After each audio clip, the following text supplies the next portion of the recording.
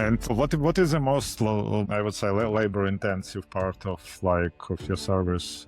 Is it like itinerary creation, or is it like guiding them through the itinerary afterwards? Because quite likely you provide that service. Yeah, the logistics is always the hardest piece. Creating the itineraries, our team is very experienced in the destinations. We have wonderful suppliers in all of our destinations, but it's really the logistics of piecing everything together. So you can have this big, beautiful dream, right? I want to arrive here and this is how I want to feel. And then these are the things I want to do. But putting all those pieces into play and making sure that the driver is there on time and tracking your flight, making sure that the guide for the family is kid-friendly and not just adult-friendly, making sure that, the cooking class knows that mom and dad are gluten-free and the kid has a peanut allergy. So it's actually the things that happen that are very logistically focused, but that are the most important pieces that are very much behind the scenes.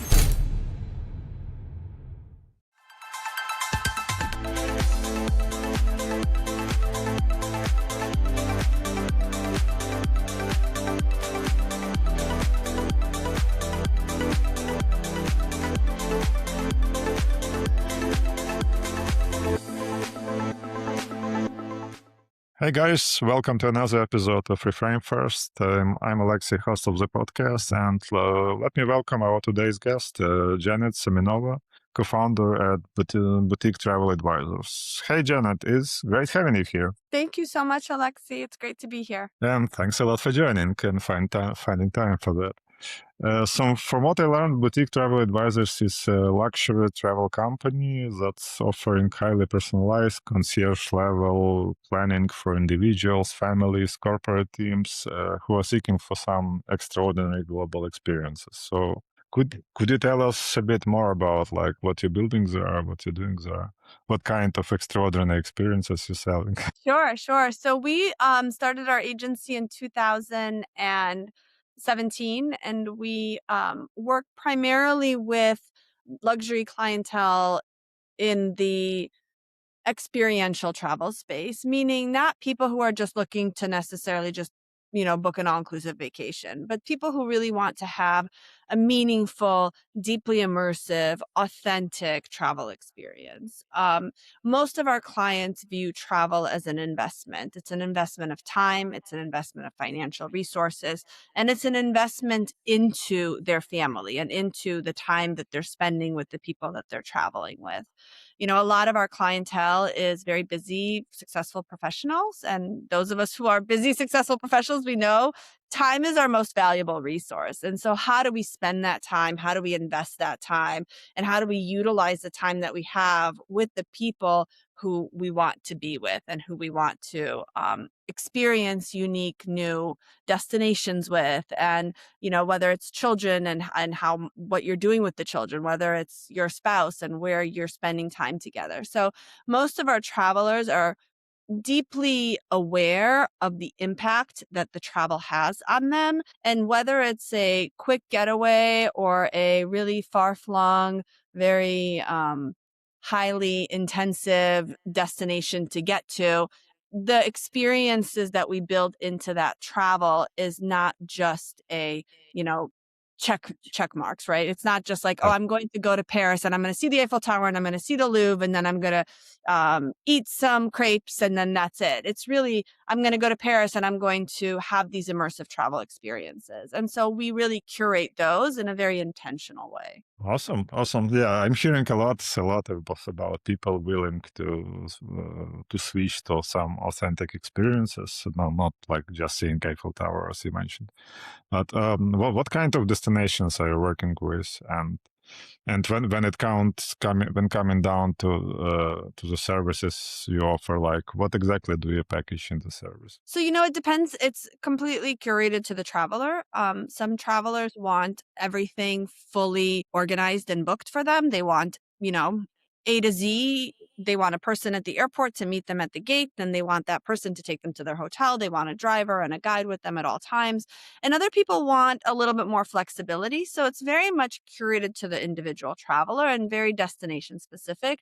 We plan travel around the world: Asia, Europe, South America, Antarctica, Africa. So the destination in a lot of ways drives the structure of the itinerary. You need a lot more organization and structure if you're going to be going on safari in Africa than you do if you're going to be, going to, I don't know, Rome for the third time and you want to just have a beautiful hotel and maybe do some cooking classes and see some art exhibitions and have a little bit more freedom. So the destination drives it, the level of experience and comfort of the travelers.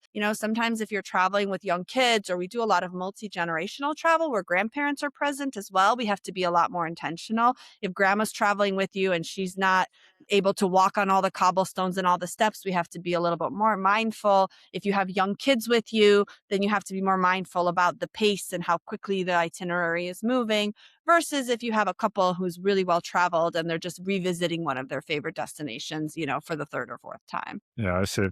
And like, well, what is the most, I would say, labor intensive part of your service? Is it like itinerary creation, or is it like guiding them through the itinerary afterwards? Because quite likely you provide that service. Yeah, Yeah. the logistics is always the hardest piece.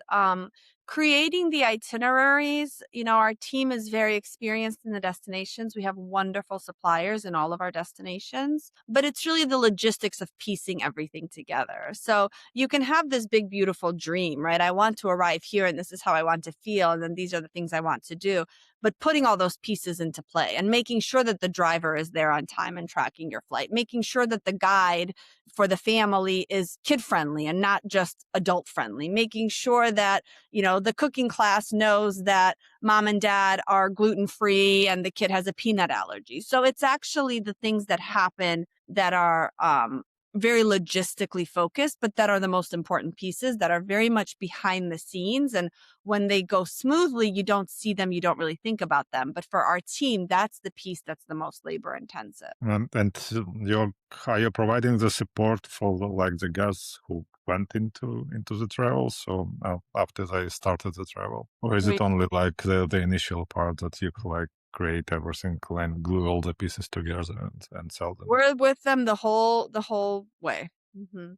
Yeah, and we have wonderful partners all over the world, so we'll have teams on the ground in destination as well, but our advisors are there to help and problem solve and support the trip, from start to finish. So until they get back and even after they get back, to really kind of debrief and understand what went well, what we could have done differently, what was the most meaningful, impactful part of the journey, so that we can learn and really give that feedback back to our team on the ground. Awesome. Like I had few discussions with guys from travel industry who are represent travel agency or are travel agents by themselves, and like from what I hear from them, biggest problem is visibility, because it's really hard to expose your level of expertise, of service, because anybody can write that I could like build an itinerary for you. How do you distinguish yourself? How do you attract your guests from the market? How do you attract your clients? Yeah. We're very community based. We're very community focused. We have a lot of repeat and referral clients, and we're present our advisors are present in the communities in which they live. We're very philanthropically inclined, so we partner a lot with nonprofit organizations. We do a lot of give back. We encourage our clients to give back in the communities that they visit. The partners that we work with on the ground, the hotels, the tour operators are very philanthropically inclined. And so we really try to work with travelers who are intentional and mindful about that as well. And so the organizations we partner with in our home communities um, align themselves well with the types of travelers who want to have that experience, who care about how their travel impacts the communities that they visit. And so a lot of what we do is really driven by the community in which our advisors live. So do you understand it right that like your mind could customer acquisition channel is local communities that you work with. Yeah, niche. And then we are present online as well. We do have, of course, an online presence. I think you have to, but it's a lot harder to convert a cold lead who doesn't know much about your agency and hasn't had that personal interaction and experience than it is somebody that's had multiple touch points with our agency.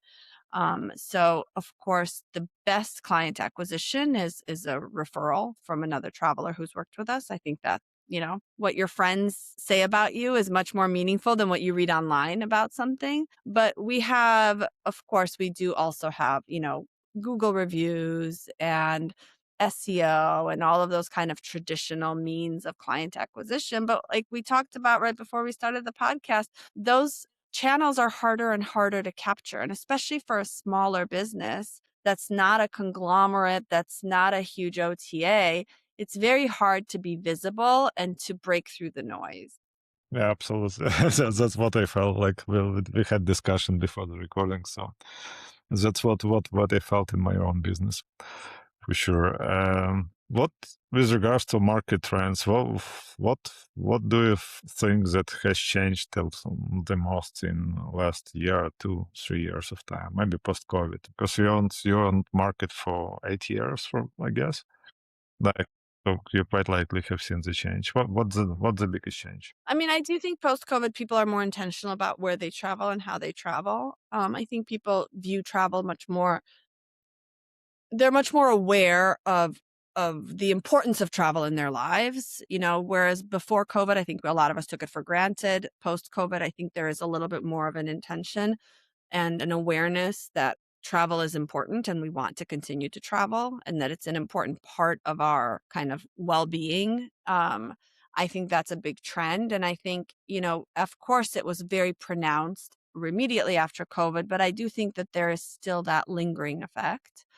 I also think that social media and AI and the preponderance of just, the influencer effect definitely shapes how people are traveling. I think that it contributes a lot actually to over tourism. And so one of the things that we do a lot of is actually educate our clients about the reality versus the image. You can see beautiful images on Yeah. Instagram or on TikTok. You can see these videos, but that's a very curated perception. It's very filtered. That's not the reality and destination. And so if you see a beautiful video of a, influencer walking through Positano and they're eating their gelato and there's no one in sight and you're going to visit Positano in July, that's not the experience you're going to have. And so it's really kind of, moving back the pulling back the curtain and showing them this is what your expectations are. And then this is the reality of the destination and the seasonality and the pricing and the crowds. And so a lot of what we do is really education, and kind of dispelling some of the misconceptions and myths surrounding destinations. I think travelers are in some ways more influenced, of course, by social media. It impacts a lot of their decision making, but in other ways I think people are getting a little bit more skeptical. We're noticing, especially younger people, they're more skeptical. They understand that not everything they see online is reality. And younger generations who are growing up having always had social media, I think, are much more cognizant of the reality of social media and what is portrayed versus what is, actually the experience that they're going to have. So it's an interesting time because you have the older generations that are not as impacted by social media. They're not necessarily looking on social media as much for inspiration. And then you have the younger generations that are. But the older generations actually, I think, are more likely to believe everything that they're seeing. And, the younger generation is more skeptical because they know that it's not necessarily reality. There is a lot of AI generated content. There is a lot of, filters and editing of photos. And you take this photo again in Positano or the Amalfi Coast or Rome or Paris, and you're editing out the people in it. So then you arrive and suddenly you're like, wait a minute, the Trevi Fountain has 20,000 people lined up to go see it. And in the videos and pictures that I saw, it was like this beautiful site that I had all to myself. So it's Yeah, interesting. it's interesting for sure. With regards to younger generations that you mentioned, well, how do they change the travel industry? Because they do change, and their expectations are to be followed on every social platform, that you're following them, their expectations about response times are different. So, but how in general do they change the travel industry? I mean, I think that they're impacting it depends on who's spending the money. The Yeah. payers typically in the luxury segment is still the parents and the grandparents. And so, however, the children and grandchildren are impacting the decisions, right? And so they're driving a lot of the desire and the demand, but they're not necessarily the ones paying for the travel experiences in the luxury space. And so I think that they're changing the conversation. I also think that because of over tourism and the impacts of over tourism post COVID in a lot of our favorite destinations, people are much more willing to look at secondary destinations. They're much more excited and curious about off the beaten path travel. They want to go to Italy, but maybe not necessarily to Rome and Florence and Positano. Maybe now they're wondering about Puglia or Sardinia or Lake Garda, and destinations that are not necessarily what you first think of when you think of a destination, because they want to have an enjoyable experience. They don't want all the crowds. They want to have a little bit more authenticity. They don't necessarily want to spend $3,000 a night on a hotel in a destination that's blown up because of social media. And so I think that there's a lot more awareness that's happening, even though it's a little bit slower, about, hey, I see these beautiful places, but now where can I go that's similar to this experience but more enjoyable? The Yeah, so-called dupes, yeah, dupe destination, yeah, for sure. But you mentioned an interesting topic, concept that like the younger generation is not really the ones who is paying for the luxury travel. So this is really the case, right? So because like I was hearing from a lot that Gen Z has already, like if you take some younger generation, has already earned some money and they start traveling by themselves. But from what I hear in luxury segments, they still aren't. So they are not the ones paying. It's a For, much smaller, very, very small percentage, because in the luxury segment, travel is much more expensive. And so I think that they might be discovering certain destinations. They might be experiencing travel and enjoying the experience because maybe they're studying abroad in college, or they're doing, a college tour type trip. And then they're coming home and saying, we want to have this experience. Mom and dad, let's go together as a family. And then mom and dad are paying for it at a much higher level. yeah, I see. Uh, Like, could we talk about a bit about the luxury segment, because it's something new for me, and I have not really touched it yet. By calling luxury, what paycheck do we mean on average, or some range? I don't It's, know, you know, 10 to 50 or whatever. So, yeah, it's interesting. It's more about the spend of the trip. And a lot of the travelers in our agency, yeah. most travelers, when they're taking an international trip, the minimum spend for a family of four, for example, is around $20,000 to $25,000. That is the investment that they're making in the trip. And so, the average salaries in the US, probably for a lot of our travelers, are in the $250,000 plus, because you're to be able to invest $25,000 in a single trip, you have to be a little bit of a high income earner, or travelers who are more towards their retirement age, where they've earned their money, and now they're able to treat the kids and the grandkids and be able to pay for these experiences. A lot of our luxury hotels, the price per night has gone up substantially. And so when you're looking at some of these really popular destinations, $100,000 or $500 a night is a entry level room in a nice 4-star hotel. $1,000 a night is kind of your baseline price point for a nice 5-star. And when you're talking about, the compounding effect of the overall cost of the trip with flights and meals and experiences and tours and tickets and all these other things, plus the accommodations, the price tag really adds up very quickly. Yeah, so yeah, if you spending minimum 20 to 25 per vacation, it's indeed an investment into yourself, into your family. Yeah, for sure. What does it take to distinguish yourself in the crowd in this kind of segment? Because it's not mass segment, it's not just SEO or whatever. So you need to really distinguish yourself. If somebody is investing like a few tens of thousands in locations, they do consider who to work with. But it's not spending, I don't know, thousand or two Yeah. for vacation. It's expertise and experience. Our travel advisors travel a lot. They visit the destinations, they have the partnerships on the ground.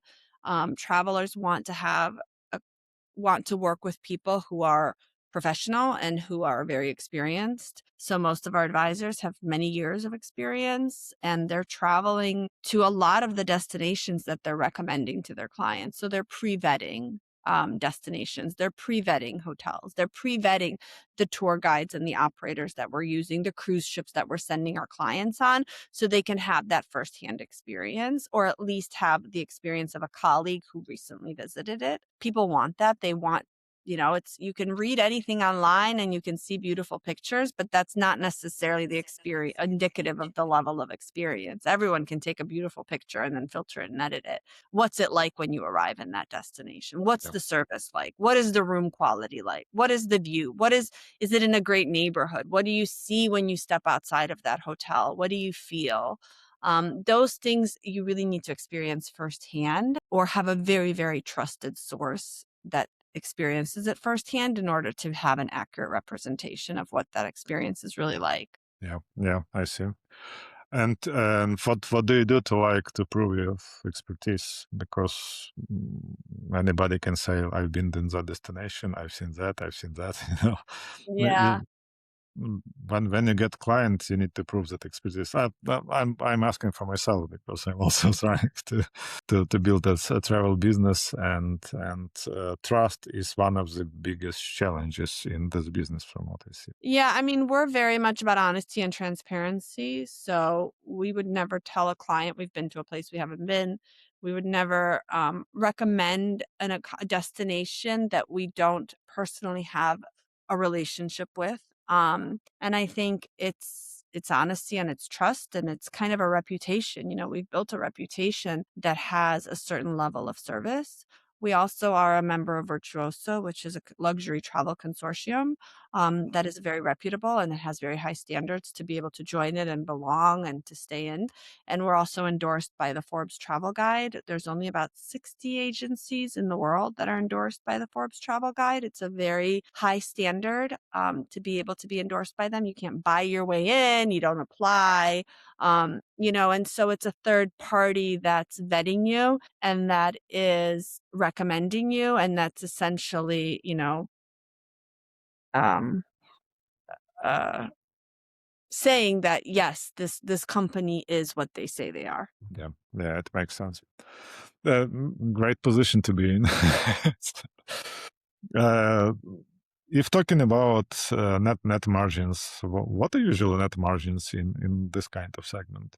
Because in mass segment, from what I'm hearing from travel companies, they are continuously whining about margins are very thin, and it's really hard to compete, and it's really hard to stay profitable. In luxury segment, it's probably different, but how much different is it?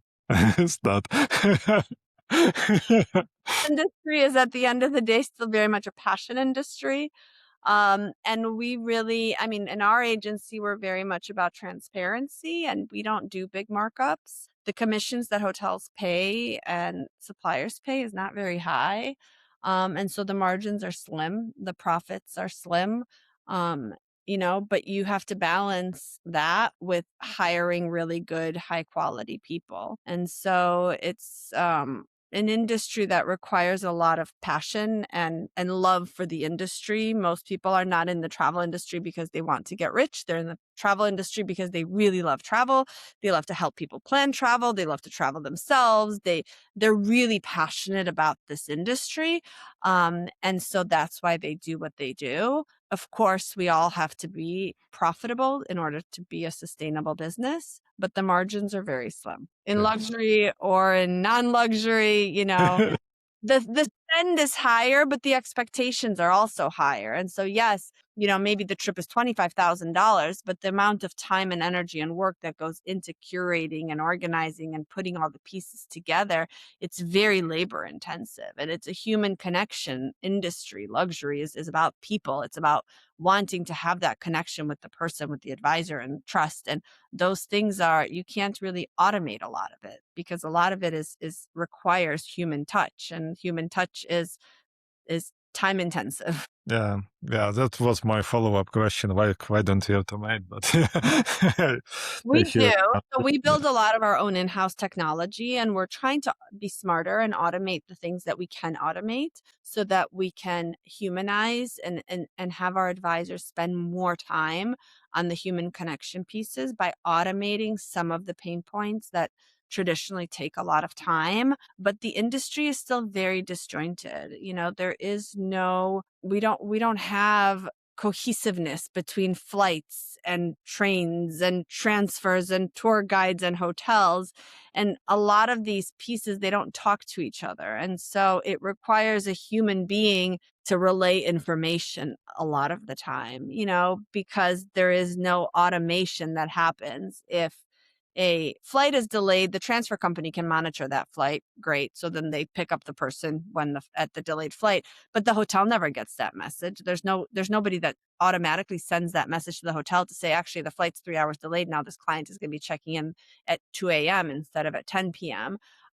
There's no automation that lets the guide know, hey, FYI, they're going to miss their meeting point because they got lost or there was a lot of traffic. It has to be the person texting and messaging and picking up the phone and calling.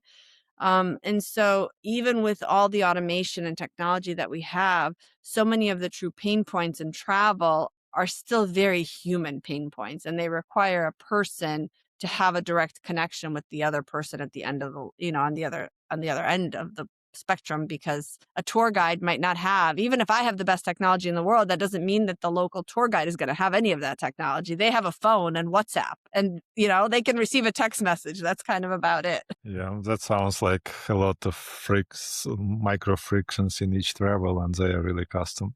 But what do you try to automate? Like some booking processes, and what else? Some Yeah, we CRM. have a custom booking engine. We have a CRM system. We've built a lot of our own technology in-house just to solve a lot of the pain points that we're noticing. Itinerary curation, building the proposals and the inspiration to automate to expedite, I shouldn't say automate, but expedite some of those pieces, expediting some of the booking processes, expediting some of the reporting and the data entry, the manual data entry that is so painful and nobody likes to do it, and it's so time consuming. So we're trying to automate some of those pieces, automate some of the communication pieces on the back end with the hotel partners and with our partners, so that the advisor again then has more time to spend, on that one-on-one with their clients. Yeah, it's already a lot of automation that you mentioned. Yeah. Yeah, we've and built then a lot of technology. yeah, I can imagine. And that's what I hear all around the industry. Margins are slim, and you need to automate your operations and become more operationally efficient, because otherwise you are wasting labor. And since it's labor intensive, you're losing money. You're losing your margins. Yeah, yeah, yeah. Awesome. And what other trends do you see?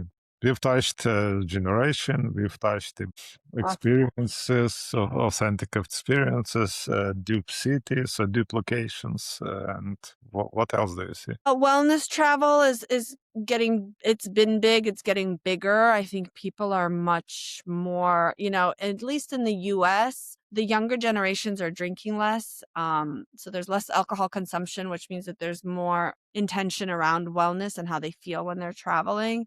And so as you're consuming less alcohol, a lot of the activities and the experience is built around traditional types of travel experiences like wine tasting and beer tasting and all these things. If you're not drinking, they're being replaced by something else. And more they're being replaced by wellness experiences. We're seeing a lot more properties offer much more robust wellness experiences that are not just massages and facials, but really, truly, programs built around wellness and longevity. So we're seeing a lot more demand for that. And we're seeing demand for actually concert travel. And again, built around experiences that are not necessarily your traditional experiences. So people are really into music, they're really into events. And so they're traveling much more, whereas they used to just go to a concert in their home city. Now they're planning entire trips around concerts all over the world. Taylor Swift, people booked trips to Scotland just to see Taylor Swift perform in Edinburgh, even though she's performing, in Chicago and LA and New York. So I think that's a newer trend. It's getting bigger and more popular. I don't think it's going to slow down. I think it's going to continue. Yeah, that's what I heard. And no, not only about concerts, it's about adding some social layer on top of transactional travel. So I had a chat with a startup called Bubble. They are kind of mixture of Airbnb and this social layer on top of obviously kind of LinkedIn or whatever, Instagram on top of that. So where people can book some accommodation and share it with other members of some community and socialize that way. And I'm also hearing like people travel, authentic experience for sure, concert travels for sure. What else do you see emerging in that kind of trend? So You it know, sounds like a trend that people want something more on top of something social on top of transactional travel. yeah, I think that they're taking what they enjoy in their daily lives, whether that's attending concerts or sporting events or you know, hiking or running or tennis or pickleball and bringing that with them on their travels, right? So rather than having the travel just be about the destination, it's the destination, but it's also taking all the things I love in my life, my hobbies, my interests, and bringing that and infusing that into my travel experiences. Why is that? Why is the trend now? Why is the trend emerging now? Is it because of COVID or it's not related to I think that? it's just it's a lot of different factors. I think it's the way that people live their lives. I think it's remote work. I think it's how people choose to spend their free time. I think it's less drinking More alcohol. I think it's the combination of all these things and also social media that popularizes certain ideas and makes things more accessible. You didn't know that you could do these things before on your trip, and now you know that you can do them, so why would you not want to do them, right? And I think that experiences for this younger generation is really a big part of their life. That's what they spend a lot of their money on. They're not spending necessarily as much money on material things and possessions. They're spending more money on experiences. They're investing in going to concerts. They're investing in going to sporting events. They're investing in travel. And so now they're kind of combining all of these factors and it's kind of creating this global trend. Yeah, I see. They kind of have grown in their smartphones and now they want to socialize. Yeah, totally. Yeah, awesome. Yeah, with regards to alcohol drinking, yeah, I've heard that a lot. That like younger generation is not really drinking much of alcohol, and I have an upcoming interview with a guy who is doing wine tasting trips around Virginia wine region. So that will be my question about threat to the business. Awesome. What are you building nowadays? What's your bets about the future and what you're trying? We're building the technology piece that we're building is very much about being innovative and also automating again the pain points for our team to be able to enhance the human connection piece with our clients. We're building itinerary tools, we're building CRM, we're building a lot of training. We're focusing a lot on really elevating the level of expertise that our advisors have and also their level of confidence with selling different types of travel experiences and how to communicate their expertise because you can know a lot, but being able to communicate what you know is really important. And so, we're focusing a lot on that training component to really elevate the advisory team. And then also working a lot on our client facing portals so that our travelers can have access for inspirational content that's vetted by our agency. So our preferred hotels, our preferred experiences, giving them access to that and giving them flexibility and tools. So if they want to work with an advisor, that the advisor does absolutely everything, that's fine. But if they want to do a quick weekend getaway, or book a hotel for a staycation, they can do that in their portal in a very contained environment, but knowing that everything that's in that portal and in that booking platform is vetted and supported by our team on the back end. So rather than calling the advisor and saying, "Hey, can you book me this hotel?" they go into their client portal, they book the hotel, and then they know that the advisor will come in behind the scenes and elevate the stay. I see. With regards to the customer support, I think like now I'm thinking you're on the market for 8 years. You have collected quite a lot of knowledge base, I would say. Quite likely with every single trip, with every single tension that happens there, that's a knowledge base. I'm trying to utilize some AI agents or whatever so to act on top of that. It's maybe not even not act, but at least prepare something, because that's a big knowledge base that can be used by some AI agents, and nowadays there's a big trend towards not only automations but rather AI agents who do some agentic work behind the scenes. Yeah, we're not doing as much of the agentic work, but we do have our own internal AI agent that has access to our full CRM system that's been trained on thousands of data points about trips and travelers and experiences and preferred suppliers and what works, what doesn't work, itineraries that go well, how things kind of flow together. And we use that a lot to help our advisors strategize, plan, harness and really research information and get that extract that information. Because typically what happens is we have a group chat and everyone just throws in the chat, "Has anyone had a client recently stay at the hotel? Is it still as great as it was 2 years ago?" And there's a lot of back and forth. And so we're trying to help. The AI agent can help by gathering all that information. And then instead of the advisor waiting for someone who has time to respond to them, they can put their questions in the AI agent, and the AI agent will say, "Janet had a client stay there 2 months ago. They had a great experience. Here's the link to their itinerary." And then the advisor can reach out, to the other advisor, to their colleague, or not, or just kind of read this information and have it easily accessible. Our AI agents are trained on our brand and our voice and our style of travel. They help advisors quality control. They help them really strategize on maybe different routes and the best kind of flow for an itinerary. So they're a coworker rather than they're not replacing, they're really enhancing. Awesome. That's already a lot. That's much more than I've heard from most of the people I had a chat with. How big is the team that's building that? Not that big. I think that there's, let's see, 4 people on it. Yeah, yeah, and that's great advancement with regards to technology. Um, Impressive. Uh, Well, the funny thing is I go into technology. I had 0 technology skills or any sort of training before I started all this. And really it came from pain points, then frustration about not having access to the tools that I needed, that our team needed. And I said, "Well, screw it, we'll just build it." And I think you don't know what you don't know. And if I had known how painful and difficult and really complicated it was going to be to build a lot of these tools, I don't know that I would have done it. So I'm kind of happy I didn't realize how complex it was going to be. And I've really learned a tremendous amount. I have my own terminal now on my computer. Never in a million years did I think I was going to.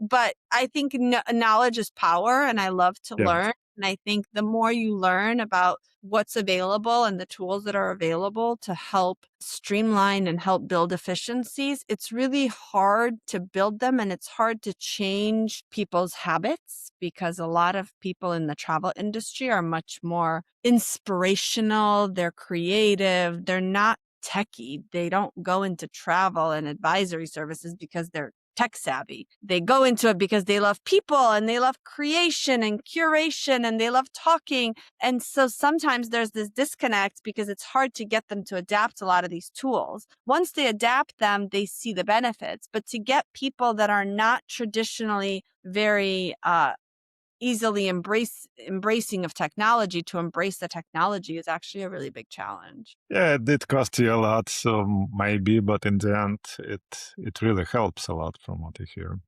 This kind of AI co-worker assistant is really, really helpful in this regard. Yeah.